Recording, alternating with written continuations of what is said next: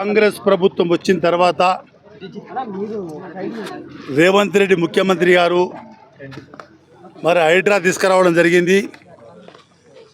ఈ హైడ్రాను కొంతమంది కబ్జాదారులు తప్పుడు ప్రచారం చేస్తూ ఉన్నారు.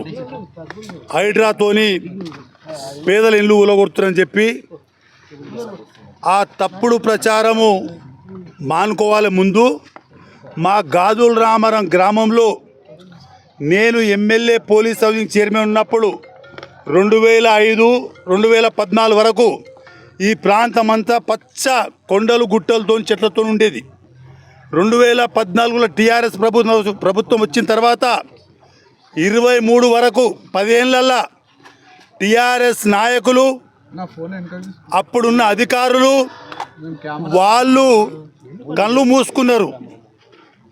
కళ్ళు మూసుకొని పేదోళ్ళు పుస్తెలు అమ్ముకొని డబ్బులు ఇస్తే ఆ యొక్క డబ్బులు అందరూ కూడా వాటాలు వేసుకున్నారు. ఆ రోజుల్లో టీఆర్ఎస్ ప్రభుత్వంలో కిందికి అటెండర్ కించి పైన లీడర్ దాకా.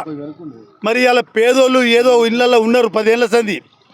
మరి హైడ్రా ఈరోజు ఇక్కడ రావడానికి కారణము కాంగ్రెస్ ప్రభుత్వం రాగానే ఎక్కడైతే దొంగ పట్టాలు పెట్టుకొని కబ్జాలు చేస్తుర్రో అవన్నీ కూడా ప్రభుత్వం స్వాధీనం చేసుకోవడానికి గత 8 నెలల కింద మరి ఇక్కడ సర్వే జరిగింది.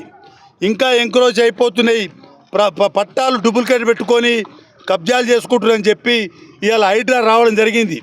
మరి హైడ్రా ఈ యొక్క ప్రాంతంలో ఎక్కడైతే కబ్జాలు జరిగినాయో ఎకరాలు అవన్నీ తీసుకుంటా ఉంది. మరి కొన్ని ఇళ్ళు ఊలగొడతా ఉర్రు. కాకపోతే ముఖ్యమంత్రి గారి ఉద్దేశము పేదలకు ఇబ్బంది కలిగించేది లేదు. పేదలున్న ఇళ్ళను ముట్టుకోరు.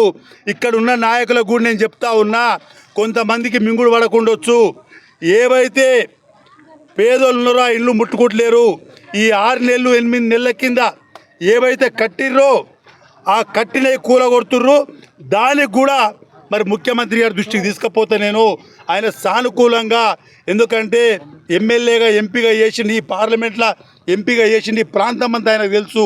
మళ్ళీ ఆయన దృష్టికి కూలగొట్టిన కూడా తీసుకుపోయి మళ్ళీ ఎక్కడొల్లి అక్కడ కూర్చునే విధంగా ప్రయత్నం నేను చేస్తా. ముఖ్యమంత్రి కూడా ఈ యొక్క దొంగ పట్టాల మీద కబ్జాలు చేసిన మీదనే ఈ యొక్క హైడ్రా ఉక్కుపాదం పేదల మీద లేదని తెలియజేస్తున్నా.